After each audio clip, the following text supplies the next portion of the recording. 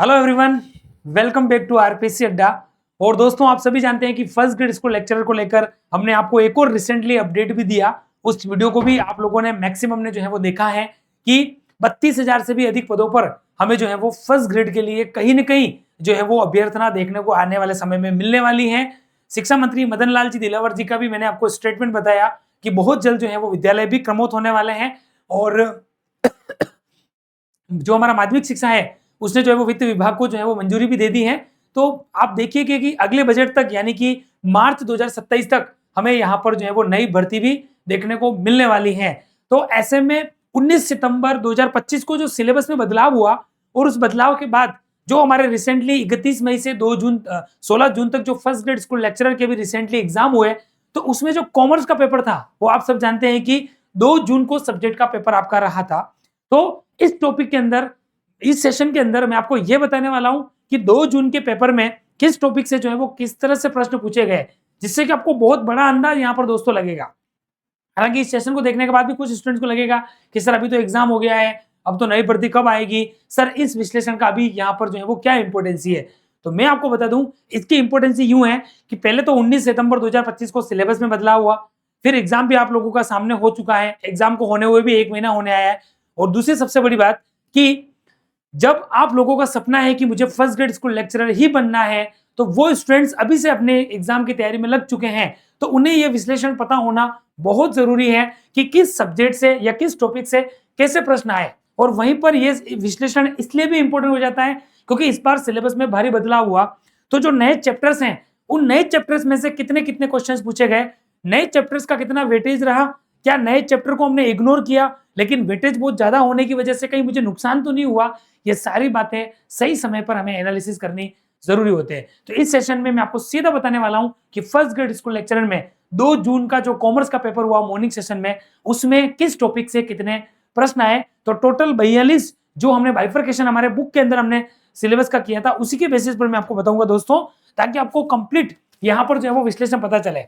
देखिए ये हमारी बुक है, जिन्होंने बुक खरीदी उन्हें पता है कि हमारी जो इंडेक्स है, ठीक है, उस इंडेक्स में आपको बता दूं कि हमारे 42 चैप्टर्स में हमने इस इंडेक्स को बांटा था। ठीक है, ग्रेजुएशन लेवल, 12th लेवल और पीजी लेवल। ठीक है, तो 12th लेवल तक हमारे 15 चैप्टर थे, ग्रेजुएशन में 16 से लगाकर 31 तक थे और पीजी में 32 से लगाकर 42 तक थे। तो ये जो विश्लेषण हमने इस बुक में किया है दोस्तों, इस विश्लेषण के आधार पर ही सीधा एनालिसिस में आपको बताने वाला हूं कि किस टॉपिक से कितने प्रश्न आए, ताकि आपको कंप्लीट यहां पर एनालिसिस जो है वो पता चले।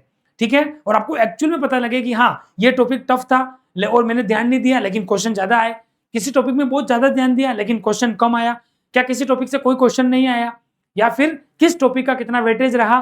और old syllabus versus new syllabus की अगर हम बात करें तो ओल्ड टॉपिक्स या फिर जो नए टॉपिक्स जुड़े, दोनों के बेसिस पर किसका क्या पलड़ा भारी रहा, ये सारी बातें हम यहाँ पर करेंगे। इवन सब्जेक्ट के कितने क्वेश्चन आए और साइकोलॉजी के क्वेश्चन जो आईसीटी और पेडागोजी हैं उसके कितने आए, ये सारी बातें इस सेशन में मैं एक एक करके आपको बताने वाला हूं। तो आपको लास्ट तक जो है वो इसको अच्छे से समझना है। और एक बात और, इस टॉपिक, इस सेशन में केवल और केवल किस टॉपिक से कितने प्रश्न आए यही इंपॉर्टेंसी है।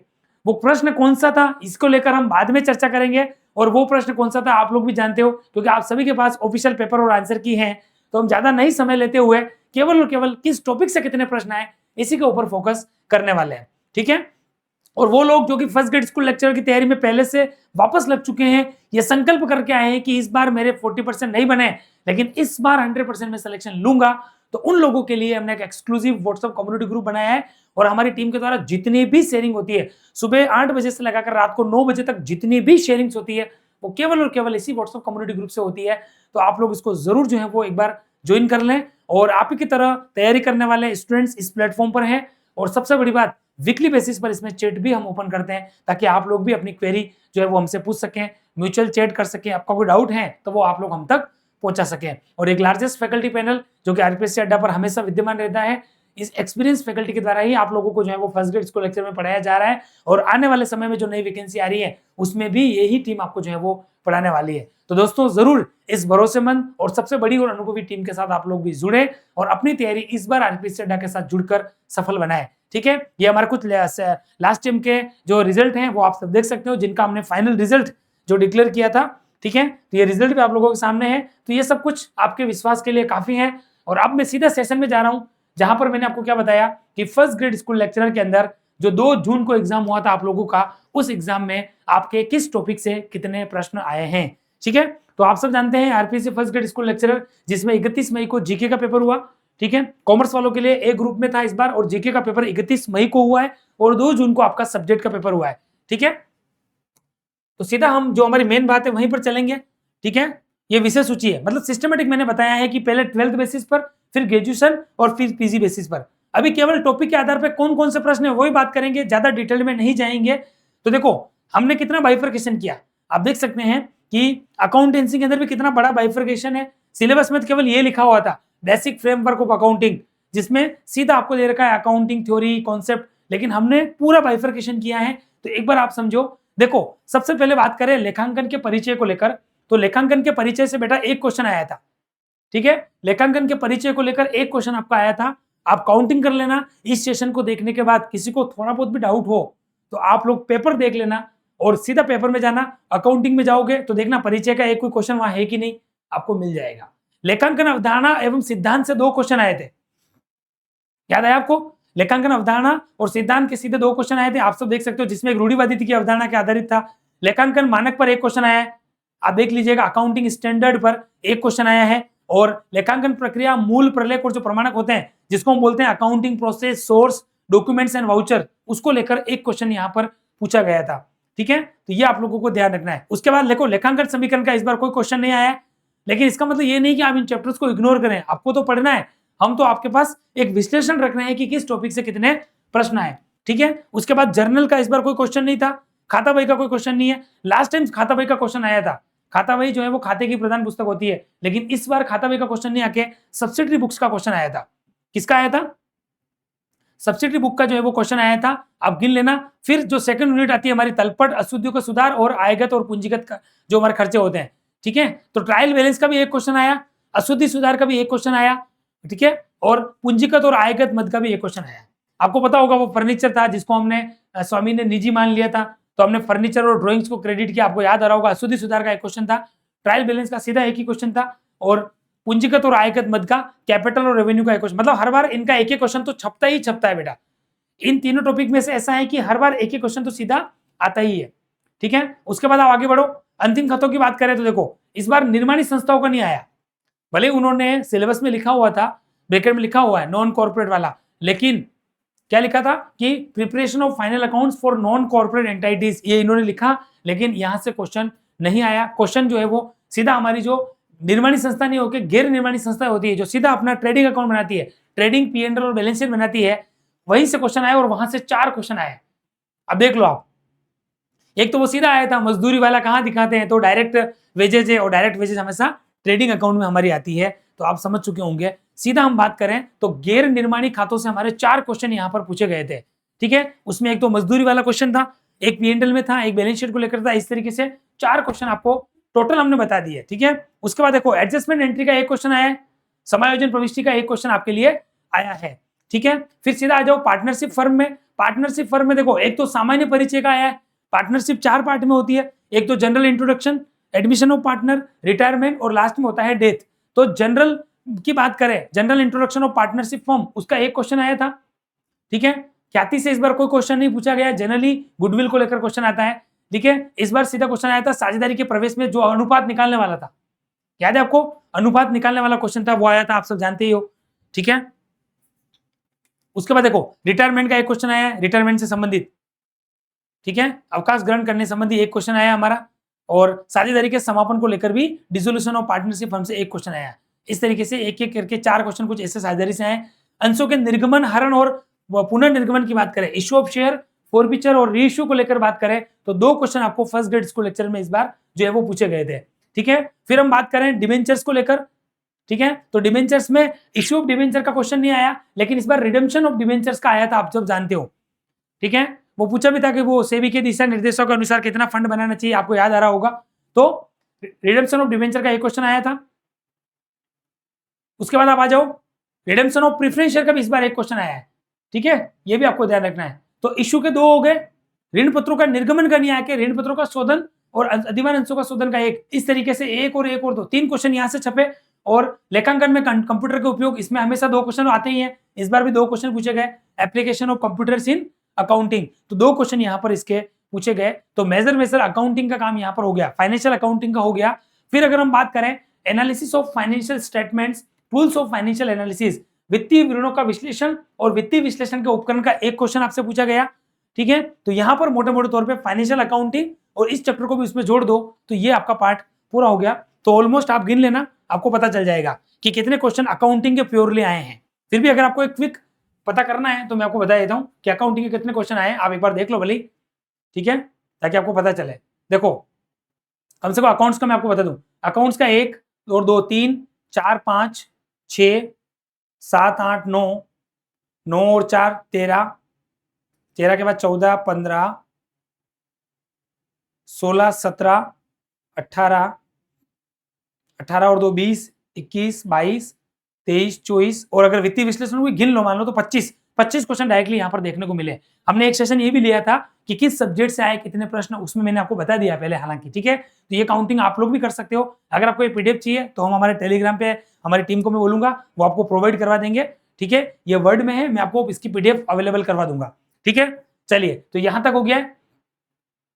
अब आ जाओ बिजनेस के अंदर। तो देखो बिजनेस के अंदर अब सिलेबस में कहाँ का चेंजेस हुआ था। बिजनेस में पहले हमारा फॉर्म्स ऑफ बिजनेस ऑर्गेनाइजेशन में वो प्राइवेट सेक्टर ही थे, सोल प्रोप्राइटरशिप, हमारा एचयूएफ, पार्टनरशिप, कोऑपरेटिव सोसाइटी और कंपनी। लेकिन इस बार इन्होंने पब्लिक सेक्टर भी जोड़ दिया था जिसमें स्टैट्यूटरी कॉर्पोरेशन, डिपार्टमेंटल अंडरटेकिंग और सरकारी कंपनियां भी जुड़ गई। तो फॉर्म्स ऑफ बिजनेस ऑर्गेनाइजेशन में प्राइवेट और पब्लिक दोनों ही सेक्टर थे। तो इस बार इन्होंने 4 क्वेश्चन वहां से हमें पूछे हैं, ठीक है। एक क्वेश्चन तो वो सीधा भी था विभागीय उपक्रम का कि सार्वजनिक क्षेत्र का सबसे पुराना उपक्रम कौन सा होता है, ठीक है। तो वो सबसे परंपरागत हमारा विभागीय उपक्रम था, जैसे पोस्टल सर्विस, डिफेंस सर्विस है ना, ये हमारी जो होती है, जो हमारी रेलवे है, इंडियन रेलवे, ये सब हमारा डिपार्टमेंटल अंडरटेकिंग में आता है, विभागीय उपक्रम। एक क्वेश्चन वो पूछा गया था, ठीक है। एक एचयूएफ के बेसिस पर कुछ क्वेश्चन था शायद, ठीक है। एक कंपनियों का था। इस तरीके से 4 क्वेश्चन हमें यहाँ से पूछे गए थे। तो व्यवसाय की अवधारणा, वर्गीकरण और व्यवसाय का प्रारंभ यानी कि स्टार्टिंग ऑफ बिजनेस, ठीक है। निजी एवं सार्वजनिक क्षेत्र के उपक्रम, मतलब टोटल मैंने काउंट कर लिया तो 4 क्वेश्चन आपके यहाँ से आए थे। Business concept, classification, starting a business, private and public sector enterprise और ई बिजनेस और ई कॉमर्स तक का था। तो सब मिलाकर 4 क्वेश्चन यहाँ से पूछे गए। अब बात करें, ये इंपॉर्टेंट था, प्रबंधन जिसमें अवधारणा, प्रकृति और सिद्धांत, कार्य जिसमें सारे आ गए, क्योंकि पहले फंक्शंस हमारे ग्रेजुएशन में थे, इस बार इन्होंने चेंजेस नहीं किया, लेकिन फंक्शंस को भी इसी मैनेजमेंट के साथ जो 12th लेवल का सिलेबस है, जो ग्रेजुएशन जो हमारा सीनियर सेकेंडरी लेवल का है, वहीं पर इसको एड ऑन इन्होंने कर दिया। तो management concept, natures, principles, then functions जिसमें प्लानिंग, ऑर्गेनाइजिंग, स्टाफिंग, डायरेक्टिंग और कंट्रोलिंग। तो इसके टोटलिटी में शायद 9 क्वेश्चन आए, पर मैंने इसका बाइफर्केशन और डिटेल में किया, देखो आप, ताकि आपको एक्चुअल कंडीशन पता लगे। देखो आप, प्रबंधन की अवधारणा, प्रकृति और सिद्धांत, हमेशा एक एक क्वेश्चन यहां से आते हैं, लेकिन इस बार इन्होंने हेनरी फ्यूल को महत्व दिया और 2 क्वेश्चन आ गए थे, एक आदेश की एकता और एक निर्देश की एकता। आपको याद आ रहा होगा, unity of command and unity of direction से एक एक क्वेश्चन दोनों पूछ लिए थे। कुछ एप्लीकेशन देकर पूछा कि एप्लीकेशन बेस पे देकर पूछा कि इसमें हेनरी फ्यूल का कौन सा सिद्धांत है। तो आप देख सकते हो कि 2 तो सिद्धांत के थे और एक कॉन्सेप्चुअल क्वेश्चन था। तो 3 क्वेश्चन तो आपके अवधारणा से आ गए। फिर देखो प्लानिंग का इस बार क्वेश्चन नहीं आया, हर बार प्लानिंग का क्वेश्चन आता है, ठीक है। प्लानिंग के घटक को लेकर, ठीक है, प्लानिंग की प्रक्रिया को लेकर और प्लानिंग के उद्देश्यों को लेकर क्वेश्चन आता है। लेकिन इस बार इन्होंने नीतियां, नियोजन है ना, उद्देश्य और नियोजन की प्रक्रिया, ठीक है, स्वोट एनालिसिस, इसमें जो हर बार आता है वैसा क्वेश्चन नहीं आके इस बार प्लानिंग का कोई क्वेश्चन नहीं आया। संगठन का एक क्वेश्चन आया था, ठीक है, ये ध्यान रखना है। संगठन का एक क्वेश्चन आया है, स्टाफिंग का एक क्वेश्चन आया और निर्देशन का एक क्वेश्चन आया, ये ध्यान रखना है। उसमें नहीं पूछा अभिप्रेरणा और नेतृत्व जो है वो प्रबंधन के किस कार्य में सम्मिलित है, तो वो हमारे अभी डायरेक्टिंग में आते हैं। जैसे जैसे क्वेश्चन मुझे याद आ रहे हैं वो तो मैं बता रहा हूँ, पर उसके लिए और विश्लेषण कर लेंगे, हम आपके लिए बैठे हुए हैं। इस सेशन में केवल ये समझो कि किस टॉपिक से कितने प्रश्न पूछे गए। फिर देखो मोटिवेशन से कोई क्वेश्चन नहीं आया इस बार, लीडरशिप का नहीं आया, सुपरविजन नहीं आया, संचार नहीं आया, नियंत्रण नहीं आया, समन्वय नहीं आया। इस बार थोड़ा सा इन्होंने वेटेज इधर कम कर दिया, मतलब इधर क्या हो गया, 3 और 3 6 क्वेश्चन पूछे, तो भी कम नहीं होते, हर बार 9 आते हैं, इस बार 3 और 3 6 आगे। देखो आप 6 क्वेश्चन हो गए, 3 4 5 और 6 क्वेश्चन मैनेजमेंट से सीधे पूछे गए थे, जो अपने आप में बड़े ही होते हैं। फिर आप आ जाओ विपणन, मार्केटिंग के हर बार 3 क्वेश्चन 4 आते हैं, कभी कभी 4 और 5 में आते हैं, लेकिन इस बार मार्केटिंग के 2 ही क्वेश्चन आपसे पूछे गए। कितने पूछे इस बार, मार्केटिंग के 2 ही क्वेश्चन पूछे गए थे, आप लोग जानते हो, ठीक है। तो मार्केटिंग के 2 क्वेश्चन हो गए, ठीक है। फिर आपके फाइनेंशियल, ये नया टॉपिक था, बिल्कुल फ्रेश टॉपिक था, फाइनेंशियल मैनेजमेंट, जिसे meaning, objectives, financial decisions, capital structure theory हो गई, factors affecting the choice of capital structure, ठीक है, इसमें क्या हुआ, इन्होंने डायरेक्टली नहीं पूछा क्योंकि उन्होंने कॉस्ट ऑफ कैपिटल उधर ज्यादा पूछ लिया, तो यहां से इन्होंने डायरेक्टली क्वेश्चन नहीं पूछा।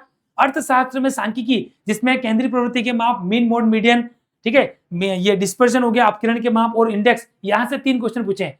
एक इंडेक्शन था, इंडेक्स का था, एक वो हमारा विचलन का था, आपको याद है चतुर्थक विचलन, उसमें नहीं पूछा कि अपकिरण की कौन सी इसमें माप की विधि नहीं है, जिसमें लोरेंज वक्र भी नाम आया था, चतुर्थक भी आया था, आपको याद होगा, प्रमाप विचलन भी आया, उस क्वेश्चन में डाउट भी था हमें, आरपीसी ने अलग माना, हमने आंसर अलग दिया, वही क्वेश्चन जो मैं कह रहा हूं वो आया था। ठीक है, तो एक मीन मोड मीडियन का था, एक अपकिरण बेस था और एक सूचकांक का क्वेश्चन था, तो 3 क्वेश्चन यहां से आ गए।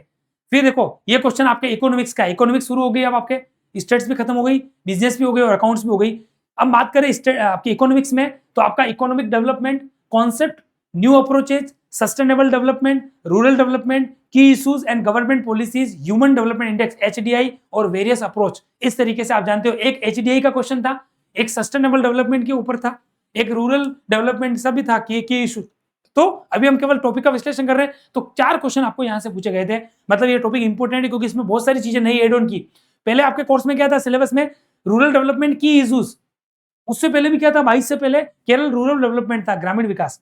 फिर 2022 में जो सिलेबस में बदलाव हुआ तो उन्होंने की इश्यूज आगे जोड़ दिया, मतलब मुख्य समस्याएं या ज्वलंत मुद्दे। अब इन्होंने इसमें सस्टेनेबल डेवलपमेंट जोड़ दिया, जिसमें संरचनात्मक सुधार होते हैं, ये भी आप पढ़ते हो। ठीक है, आर्थिक वृद्धि और आर्थिक विकास क्या होता है, इसको भी इन्होंने इसमें एड ऑन कर लिया। फिर ह्यूमन डेवलपमेंट इंडेक्स, यानी कि हम जानते हैं कि हमारा मानव विकास सूचकांक है, ठीक है, जिसको आईएनडीपी जो जारी करता है, तो उसके बेसिस पर क्वेश्चन था इस बार एसडीआई का, जो 3 संकेतकों के आधार पर जो है वो एचडीआई का मापन करता है, तो वहां से क्वेश्चन भी था, याद आ रहा आपको। ठीक है, तो कुल मिलाकर आर्थिक विकास पर 4 क्वेश्चन पूछे गए। बेरोजगारी के 2 क्वेश्चन आए थे, उसमें एक फेवरेट क्वेश्चन है आरपीसी का, प्रच्छन्न बेरोजगारी, जो कृषि क्षेत्र में होती है, छिपी हुई बेरोजगारी होती है, ठीक है, जहां पर अतिरिक्त उत्पादन की सीमांत उत्पादकता शून्य होती है, आप सब जानते हो चीजें। ठीक है, तो बेरोजगारी पे क्वेश्चन था, एक मुझे याद नहीं आ रहा कि बेरोजगारी का कौन सा था, लेकिन एक मुझे प्रश्न का याद आ गया, तो टोटल 2 क्वेश्चन बेरोजगारी के थे।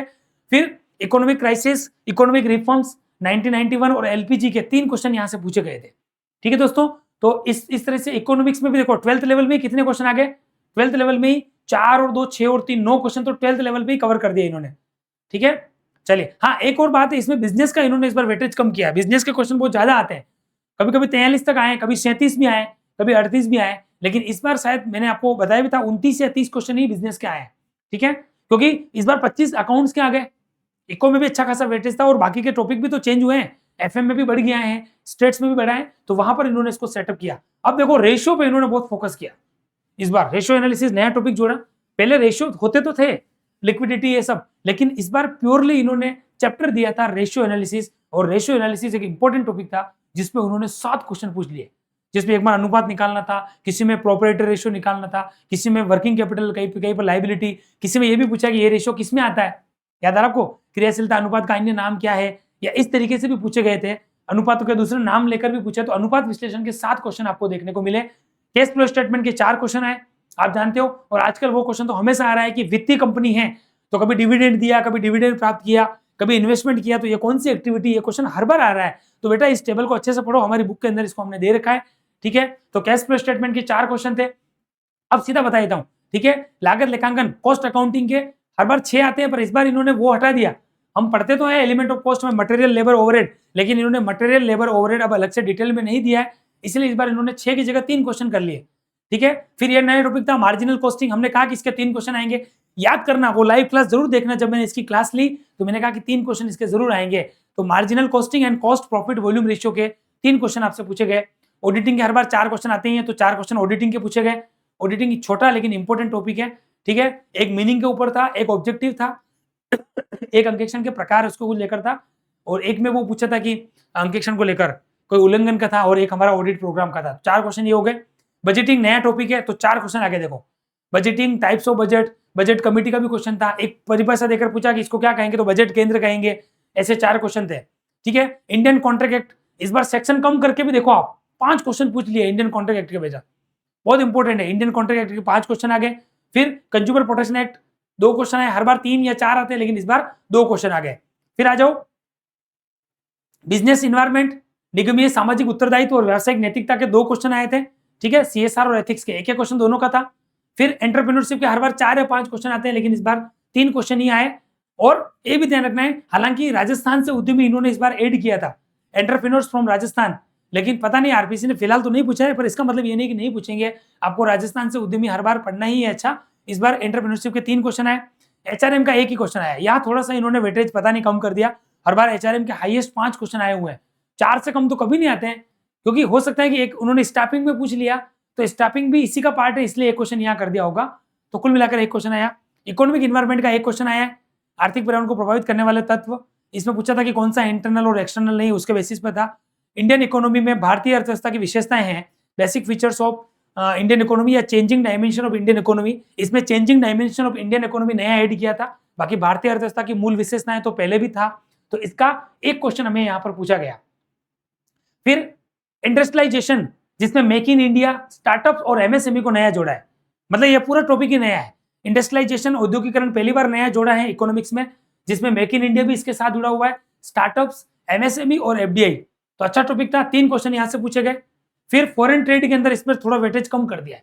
फॉरेन ट्रेड और ये नेशनल इनकम, ये दोनों आरपीसी के मेन इंपोर्टेंट टॉपिक है इकोनॉमिक्स के पॉइंट ऑफ व्यू से, जहां पर आपने देखा होगा कभी 6 और 5 11 क्वेश्चन, तो कभी 5 और 5 10 क्वेश्चन, गिरी से गिरी कंडीशन में भी 9 क्वेश्चन आते हैं। पर यहां थोड़ा वेटेज इन्होंने कम किया, इस बार 2 और 3 क्वेश्चन यानी कि 5 क्वेश्चन ही पूछे गए, क्योंकि बहुत सारे नए टॉपिक भी एड ऑन हुए ना बेटा, इसलिए।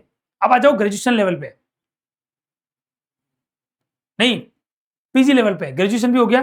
पीजी लेवल पे अगर हम बात करें तो ये टॉपिक में नया था, मैनेजमेंट अकाउंटिंग पहले था, लेकिन कॉस्ट ऑफ कैपिटल और लिवरेज ऐड किया, और वहीं पर इन्होंने आरपीसी ने गेम खेला। 7 क्वेश्चन यहां से पूछ लिए, एक मैनेजमेंट अकाउंटिंग का था, 3 कॉस्ट ऑफ कैपिटल बेसिस और 3 लिवरेज, इस तरीके से टोटलिटी में 7 क्वेश्चन यहां से पूछे। तो आपको पता चल गया होगा कि एक तो रेशियो एनालिसिस में 7 क्वेश्चन थे, एक हमारा management accounting, cost of capital और लिवरेज के 7 क्वेश्चन, मतलब 14 क्वेश्चन यही हो गए। फिर वर्किंग कैपिटल मैनेजमेंट पहले भी था, अभी भी है, लेकिन अभी भी इन्होंने क्या कर दिया, पहले क्या था कि वर्किंग कैपिटल था तो हमें पूरे मेथड पढ़ने पड़े, पांचों ही। इस बार इन्होंने स्पेसिफिक एक मेथड के ऊपर ही फोकस किया, और वो है ऑपरेटिंग साइकिल मेथड। तो एक वर्किंग कैपिटल का बेसिक क्वेश्चन था, एक वो नेट वर्किंग कैपिटल का कुछ था, और एक हमारा था इस अनुपात को लेकर। तो आप लोग देख सकते हो कि ये क्वेश्चन यहां से भी यहां पर इन्होंने पूछा था। समझ में आ रहा आपको? ये आपको ध्यान रखना है, ठीक है। तो वर्किंग कैपिटल से हमारे 3 क्वेश्चन हो गए। फिर आ जाओ यहां से, देखो इन्होंने और वेटेज दिया है। जब स्टेट्स के अंदर ये नया टॉपिक जुड़ा था, पहले हमारा प्रोबेबिलिटी तो था, लेकिन इस बार इन्होंने क्या क्या ऐड किया, बिजनेस स्टैटिस्टिक्स में थ्योरेटिकल फ्रेमवर्क ऑफ सैंपलिंग, यानी कि प्रति चयन जो है वो सारा ऐड कर दिया। सैंपलिंग क्या है, सैंपलिंग के मेथड, ठीक है, सैंपलिंग में न्यादर्स का चयन कैसे होता है, तो ये सारे सिद्धांत और सब जोड़ दिए। और बेसिक और प्रोबेबिलिटी तो पहले था, लेकिन एडिशन, मल्टीप्लिकेशन एंड कंडीशनल, यानी कि हम कह सकते हैं योग प्रमेय, गुणन प्रमेय और सशस्त्र जो प्रमेय होती है, ये भी जोड़ के टोटलिटी में आप देख सकते हो कितना बड़ा वेटेज था। 6 क्वेश्चन यहां से पूछ ले बेटा, तो आपको अच्छे से तैयारी करनी है। फिर इंडियन एपिक्स का आया था, जो नया टॉपिक है बिजनेस का, Indian epics and management, Shrimad Bhagavad Gita और कौटिल्य अर्थशास्त्र, एक एक क्वेश्चन दोनों का आया, और इस क्वेश्चन को हमने अलग आंसर दिया। आरपीसी ने, आपको पता ही है कि ये पूछा भी था कि श्रीमद भगवद गीता के अनुसार जो अंतिम उद्देश्य व्यक्ति का वो क्या है, तो उसमें उन्होंने ये माना कि भगवान की प्राप्ति है, लेकिन हमने मोक्ष की प्राप्ति माना। मैं आज भी एक्सेप्ट करता हूं, ठीक है। जितने भी एक्सपीरियंस फैकल्टी, उन्होंने भी मोक्ष की प्राप्ति ही माना, पर पता नहीं आरपीसी ने क्यों ईश्वर की प्राप्ति जो है वो माना है। तो एक क्वेश्चन तो वो था इंडियन एपिक्स का, और एक कौटिल्य का था, वो बहुत इजी है कि चंद्रगुप्त मौर्य के प्रधानमंत्री कौन थे, तो वो विष्णुगुप्त चाणक्य यानी कि कौटिल्य थे। हालांकि वो क्वेश्चन बहुत इजी था, तो 2 क्वेश्चन एक एक दोनों के आ गए। फिर व्यावसायिक शोध से 4 क्वेश्वन आए। बिजनेस रिसर्च, ये नया ऐड हुआ था, स्टेट्स का, एडवांस स्टेट्स का टॉपिक है। जब हम research methodology and quantity techniques पढ़ते हैं एमकॉम में, तब हम आरएमक्यूटी या आरएमएसटी एक सब्जेक्ट पढ़ते हैं। मतलब ये एक तरीके की एडवांस स्टैटिस्टिक्स है, जिसमें हम हाइपोथेसिस, ठीक है, रिसर्च की प्रोसेस, रिसर्च के उद्देश्य पढ़ते हैं। तो वहां से 4 क्वेश्चन आपको पूछे गए थे, ठीक है। निगमात्मक शोध, वर्णनात्मक शोध का भी क्वेश्चन था एक, इस तरीके से शोध के 4 क्वेश्चन थे। फिर देखो स्ट्रेस मैनेजमेंट और कंफ्लिक्ट मैनेजमेंट के 4 क्वेश्चन आ गए। यहां से भी वेटेज इन्होंने अच्छा बढ़ाया, 2-2 क्वेश्चन दोनों के थे। ये भी अच्छा टॉपिक था, ये बीएडीएम में असिस्टेंट प्रोफेसर में आता है, जिसको आरपीसी ने इस बार फर्स्ट ग्रेड में ऐड कर दिया। फिर आपका जो पूंजी बाजार था, पहले 12th लेवल में था, उसको उन्होंने सीधा पीजी में डाल दिया। बाकी टॉपिक वही था, capital market, primary and secondary market, stock exchange, SEBI, OTCI, NS, SD, Nasdaq, ये सारा हम जब पढ़ते हैं, क्या नाम है, एनएसडीएल, सीडीएसएल पढ़ते हैं, तो वहां से पूंजी बाजार से 3 क्वेश्चन आए। एक सेबी का था, एक प्राइमरी और सेकेंडरी बेसिस पर था, और एक हमारा मनी मार्केट से था। तो 3 क्वेश्चन यहां से आ गए। फिर कंज्यूमर बिहेवियर, और उसके साथ में जो यूटिलिटी एनालिसिस और डिमांड एनालिसिस, पहले हमारा मांग और मांग का पूर्वानुमान तो था, लेकिन इस बार इन्होंने यूटिलिटी एनालिसिस भी जोड़ दिया, उपयोगिता विश्लेषण, ठीक है। तो इसके कितने क्वेश्चन आए, 3 क्वेश्चन यहां से पूछे गए। हालांकि पिछली बार मांग था तो भी 3 क्वेश्चन थे, लेकिन इस बार उपयोगिता विश्लेषण होते हुए भी 3 क्वेश्चन ही पूछे। फिर आपका पब्लिक फाइनेंस से अच्छे क्वेश्चन आए, जिसमें एफआरबीएम नया जोड़ा है, ठीक है। तो central budget, deficit finance and fiscal management, जिसमें fiscal responsibility and budget management यानी कि एफआरएमबीएड को भी जोड़ा। तो इसके ऊपर 4 क्वेश्चन पूछे गए। एफआरबीएम बिल्कुल फ्रेश था, इसमें नया टॉपिक था। फिर इंडियन बैंकिंग सिस्टम, इसमें 5 क्वेश्चन आए। तो भारतीय बैंकिंग प्रणाली तो पहले था, बैंकिंग सिस्टम था, लेकिन इन्होंने इस बार स्पेसिफिक फोकस किया डिजिटल बैंकिंग में, जिसमें हमारा जैसे हम बात करें तो जैसे बैंकिंग क्षेत्र में सुधार, नेट और एनईएफटी है, मोबाइल बैंकिंग है, यूपीआई है, उसके बाद एनईएफटी, आरटीजीएस, आईएमपीएस, ये सब जो है हमारे real time growth settlement, national electronic fund transfer, ठीक है, इमीडिएट पेमेंट सिस्टम। तो इस बार जो डिजिटल या यूनिफाइड पेमेंट इंटरफेस यानी कि जिसको हम यूपीआई कहते हैं, तो ये इस बार डिजिटल नया ऐड किया। तो 5 क्वेश्चन यहाँ से पूछे गए थे, जिसमें वो एक अंतरराष्ट्रीय स्तर पर जो हम फंड ट्रांसफर करते थे तो वो स्विफ्ट वाला क्वेश्चन भी था, आपने पढ़ा होगा, ठीक है बेटा। और उसके बाद अंतिम टॉपिक आता है, ये पहले भी था, मॉनेटरी एंड फिस्कल पॉलिसी यानी कि मौद्रिक और राजकोषीय नीति, जिसमें 3-4 क्वेश्चन आते हैं। तो इस बार भी 3 क्वेश्चन पूछे गए। तो इस तरीके से टोटलिटी में, हालांकि हम गिने तो 139 होते हैं, पर एक क्वेश्चन ऐसा था जो कम्युनिकेशन था, उसको आप चाहें तो साइकोलॉजी में भी ऐड कर सकते हैं बेटा। और आपको लगे कि नहीं सर मैं इसको साइकोलॉजी में ऐड नहीं करूं, ठीक है, और मैं इसको जो है वो बिजनेस में मानूं, तो अगर उस क्वेश्चन को बिजनेस में मानो, आप ध्यान रखना, अगर उस क्वेश्चन को अगर आप बिजनेस में मानो तो समझना, अगर उस क्वेश्चन को आप बिजनेस में मानो,